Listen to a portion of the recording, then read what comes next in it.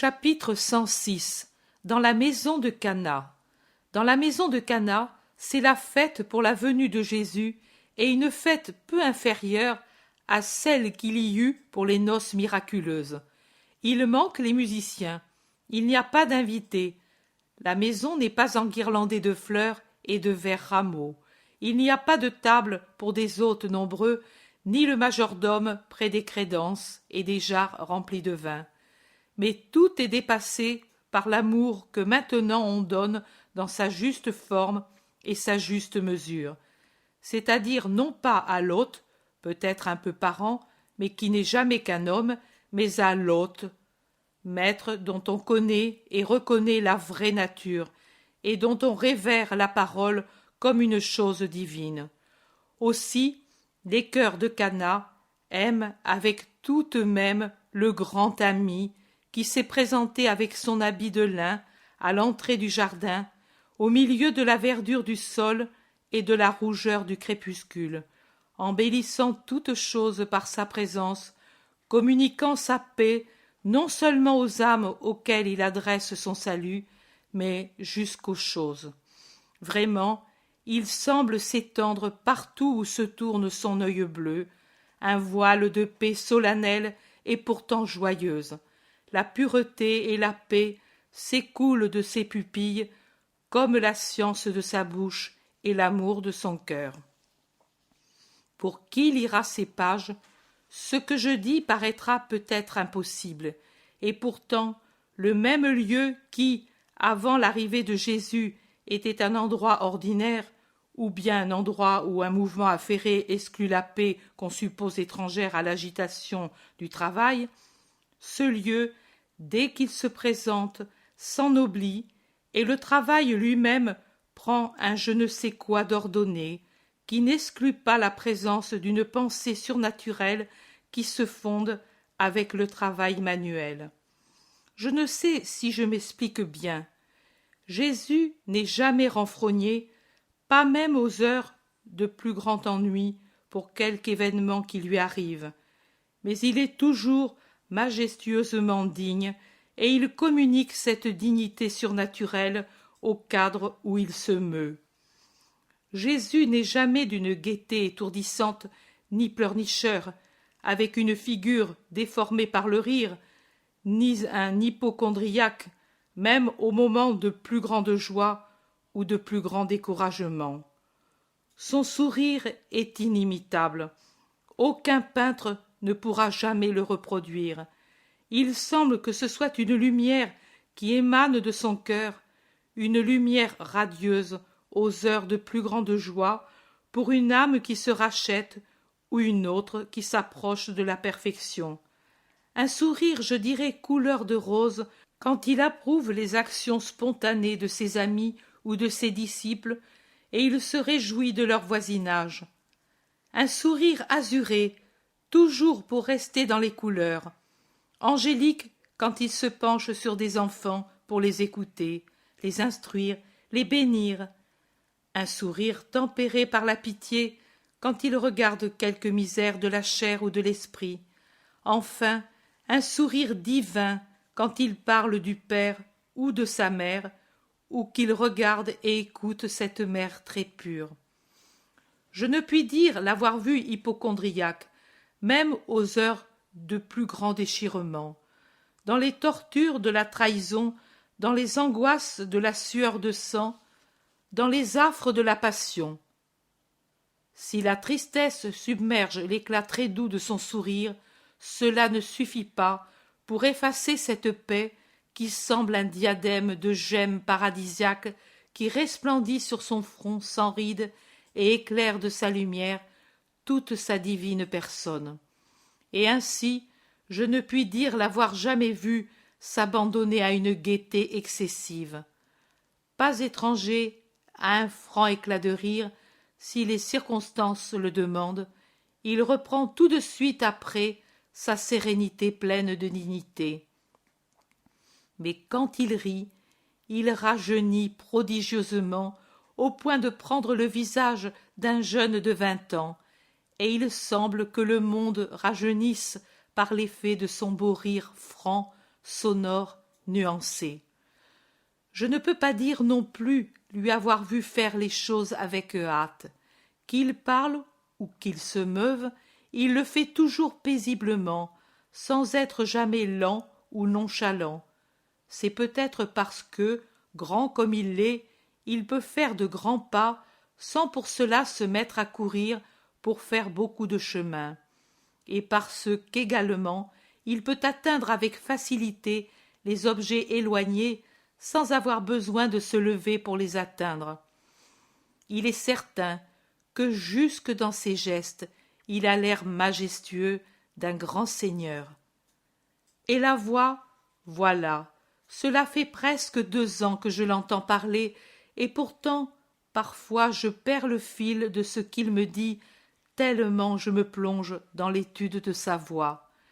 Et le bon Jésus, patiemment, répète ce qu'il a dit, en me regardant avec son sourire de bon maître, pour éviter que, dans les dictées, il ne s'ensuive des coupures dues à la béatitude que j'éprouve en écoutant sa voix, en la goûtant, en étudiant son timbre et sa beauté. Mais après 2 ans, je ne saurais pas dire avec précision à quel endroit du registre des voix le classer. J'exclus absolument la voix de basse, comme j'exclus celle de ténor léger. Mais je ne sais toujours pas s'il a une puissante voix de ténor ou celle d'un parfait baryton avec une très grande étendue de son registre vocal. Je dirais que c'est cela parce que sa voix prend parfois des intonations de bronze, presque ouatées, tant elles sont profondes, spécialement quand il parle en tête-à-tête avec un pécheur pour le ramener à la grâce, ou quand il indique aux foules les déviations des hommes. Mais ensuite, quand il s'agit d'analyser et de mettre à l'index les choses défendues et de dévoiler les hypocrisies, le bronze se fait plus clair et il devient tranchant comme un coup de foudre quand il impose la vérité et sa volonté, jusqu'à arriver à résonner comme une plaque d'or frappée par un marteau de cristal quand elle s'élève pour chanter un hymne à la miséricorde ou pour magnifier les œuvres de Dieu, ou bien encore elle prend un timbre affectueux pour parler à la mère et de la mère. Alors elle est vraiment imprégnée d'amour, cette voix, d'un amour respectueux de fils et d'un amour de Dieu qui loue la plus parfaite de ses œuvres. Et ce ton, bien que moins appuyé, il s'en sert pour parler aux préférés, aux convertis ou aux enfants, et il ne fatigue jamais, pas même dans les plus longs discours, parce que cette voix revêt la pensée et la parole en exprimant la puissance ou la douceur, selon le besoin. Et moi, je reste parfois, la plume à la main, à écouter, et puis je m'aperçois que le développement de la pensée est trop avancé et qu'il m'est impossible de ressaisir. Et je reste là jusqu'à ce que le bon Jésus répète, comme il fait, quand on m'interrompt pour m'apprendre à supporter patiemment les choses ou les personnes ennuyeuses dont je vous laisse à penser combien elles sont ennuyeuses, quand elles m'enlèvent la joie parfaite d'écouter Jésus, d'écouter Jésus, d'écouter Jésus. Maintenant, à Cana, Jésus remercie Suzanne de l'hospitalité qu'elle a donnée à Aglaé. Ils sont à part, sous une tonnelle touffue, chargée de grappes qui commencent à mûrir, alors que tous les autres se restaurent dans la vaste cuisine. La femme était très bonne, maître. Elle n'était vraiment pas une charge. Elle voulait m'aider dans toutes les lessives, dans le nettoyage de la maison pour Pâques, comme une servante, et elle travailla, je te l'assure, comme une esclave pour m'aider à terminer les vêtements de la Pâque. Prudente, elle se retirait dès qu'il arrivait quelqu'un, et elle cherchait à ne pas rester même avec mon mari. Elle parlait peu en présence de la famille, elle mangeait peu, elle se levait avant le jour pour faire sa toilette avant que les hommes ne soient éveillés, et je trouvais toujours le feu allumé et la maison balayée. Mais quand nous étions seuls, elle m'interrogeait sur toi, et me demandait de lui apprendre les psaumes de notre religion. Elle disait « Pour savoir prier comme prie le Maître ». Et maintenant, a-t-elle fini de souffrir? Car pour souffrir, elle souffrait beaucoup. Elle avait peur de tout, et elle soupirait et pleurait beaucoup. Est-elle heureuse maintenant? Oui, surnaturellement heureuse, délivrée de ses peurs, en paix. Je te remercie encore du bien que tu lui as fait. Ô mon Seigneur, quel bien! Je ne lui ai donné que l'amour en ton nom, car je ne sais faire autre chose. C'était une pauvre sœur. Je le comprenais, et moi, par reconnaissance pour le Très-Haut qui m'a gardé dans sa grâce, je l'ai aimée. Et tu as fait davantage que si tu avais prêché ô belle Nidrasque. Maintenant, tu en as ici une autre. L'as-tu reconnue? Et qui ne la connaît pas dans ces régions? Personne, c'est vrai, mais vous ignorez encore, vous et le pays, la seconde Marie, celle qui sera toujours fidèle à sa vocation, toujours. Je te prie de le croire. Tu le dis, toi, tu sais, moi, je crois. Dis aussi, j'aime. Je sais qu'il est plus difficile de compatir et de pardonner à quelqu'un quand il est des nôtres qu'à quelqu'un qui a l'excuse d'être païen. Mais si la douleur de voir des apostasies dans la famille fut forte, que plus forte soit la compassion et aussi le pardon.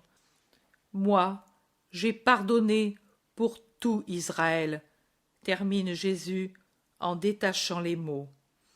Et moi je pardonnerai de mon côté, car je pense qu'un disciple doit faire ce que fait le Maître. Tu es dans la vérité, et Dieu s'en réjouit. Allons trouver les autres. La nuit tombe, il sera doux le repos dans le silence du soir. Tu ne nous diras rien, maître? Je ne sais pas encore. Ils entrent dans la cuisine où sont préparés les plats et les boissons pour le souper tout proche. Suzanne s'avance et dit, avec son visage juvénile qui rougit légèrement, « Mes sœurs veulent-elles venir avec moi dans la chambre du haut? Nous devons préparer rapidement les tables pour le repas, car ensuite nous devons étendre les couches pour les hommes. Je pourrais y arriver seule, mais cela demanderait plus de temps. » « Je viens moi aussi, Suzanne, dit la Vierge.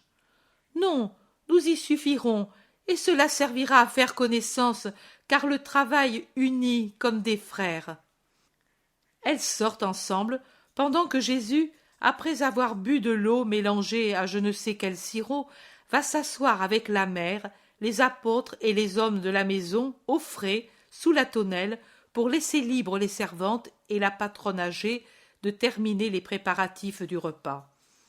On entend venir de la chambre du haut les voix des 3 femmes disciples qui préparent les tables.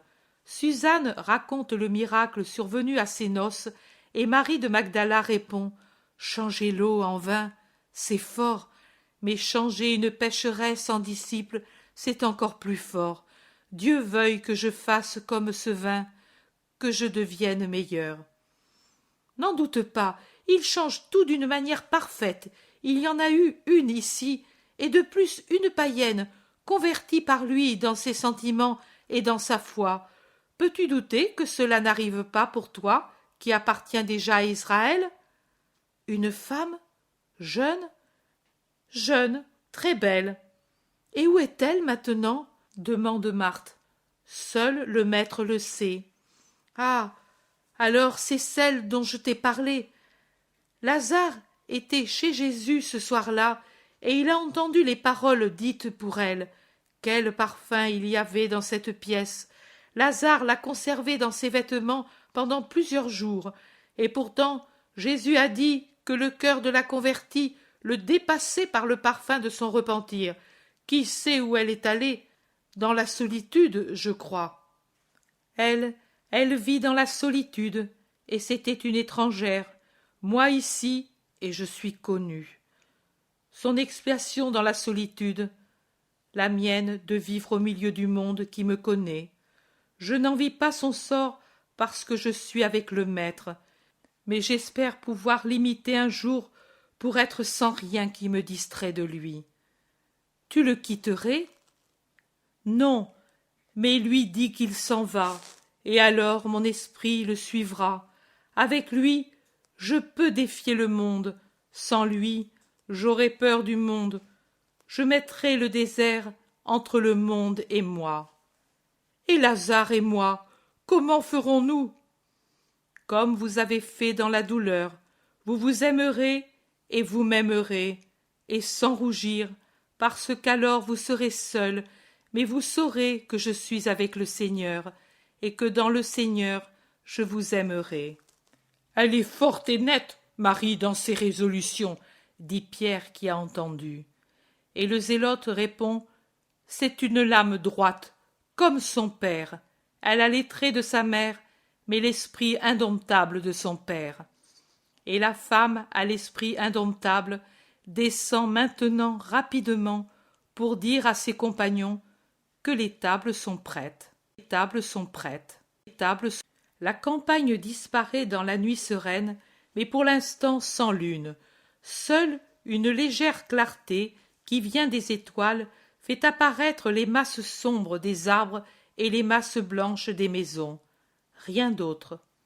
Des oiseaux nocturnes se déplacent dans leur vol silencieux autour de la maison de Suzanne, en quête de mouches, rasant aussi les personnes assises sur la terrasse autour d'une lampe qui projette une légère lumière jaunâtre sur les visages des personnes rassemblées autour de Jésus.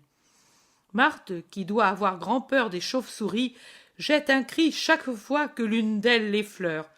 De son côté, Jésus se préoccupe des papillons que la lampe attire, et, de sa longue main, il cherche à les éloigner de la flamme.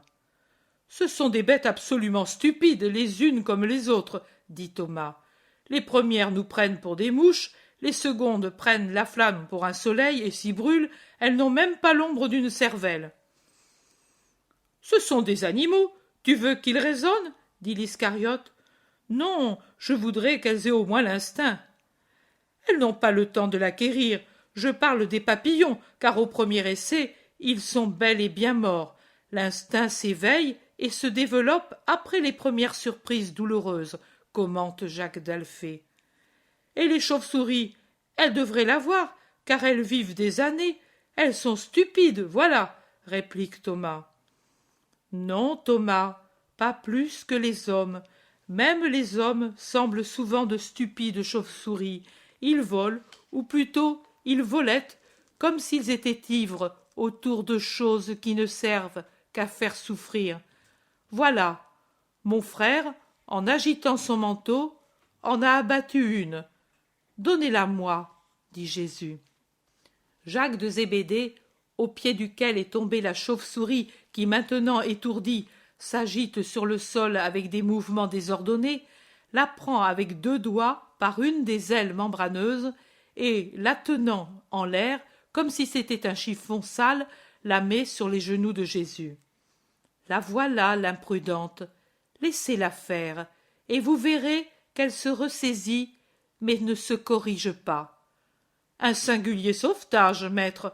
Moi, je l'aurais tuée, dit l'Iscariote. Non, pourquoi? Elle aussi a une vie, et elle y tient, dit Jésus. On ne dirait pas. Ou bien elle ne sait pas qu'elle l'a, ou bien elle n'y tient pas. Elle la met en danger. Ô Judas, Judas, comme tu serais sévère avec les pécheurs, avec les hommes. Même les hommes savent qu'ils ont une et une vie, et ils n'hésitent pas à mettre en péril l'une et l'autre. Nous avons 2 vies, celle du corps et celle de l'esprit. Tu le sais. Ah, je croyais que tu faisais allusion aux réincarnations. Il y en a qui y croient. Il n'y a pas de réincarnation, mais il y a 2 vies, et pourtant l'homme les met en danger toutes les 2. Si tu étais Dieu, comment jugerais-tu les hommes qui sont doués de raison en plus de l'instinct? Sévèrement, à moins qu'il ne s'agisse d'hommes diminués intellectuellement. tu ne considérerais pas les circonstances qui rendent fou moralement? Je n'en tiendrai pas compte, de sorte que toi, tu n'aurais pas pitié de quelqu'un qui connaît Dieu et la loi, et qui pourtant pêche. Je n'en aurais pas pitié, car l'homme doit savoir se conduire. Devrait. Doit, maître, c'est une honte impardonnable qu'un adulte tombe surtout dans certains péchés, d'autant plus qu'aucune force ne l'y pousse. Quels péchés, selon toi? Ceux de la sensualité, pour commencer. C'est une dégradation irrémédiable. Marie de Magdala baisse la tête. Judas continue. C'est une corruption, même pour les autres, parce que du corps des impurs se dégage une sorte de ferment qui trouble aussi les plus purs et les amène à les imiter. Alors que Marie-Madeleine baisse toujours plus la tête, Pierre dit « Oh là là, ne sois pas si sévère. La première qui a commis cette honte impardonnable a été Ève, et tu ne voudrais pas me dire qu'elle a été corrompue par un ferment impur exhalé par un luxurieux. D'ailleurs, sache qu'en ce qui me concerne, je n'éprouve aucun trouble, même si je m'assois à côté d'un luxurieux. C'est son affaire. Le voisinage souille toujours. Si ce n'est pas la chair, c'est l'âme, et c'est encore pire. Tu me sembles un pharisien, mais excuse-moi. Alors, de cette façon, il faudrait se renfermer dans une tour de cristal et rester là, sous scellé? Le zélote dit. Et ne crois pas, Simon, que cela te servirait. C'est dans la solitude que se trouvent les plus redoutables tentations. Oh bien, il resterait les rêves. Rien de mal, dit Pierre. L'Iscariote demande. Rien de mal?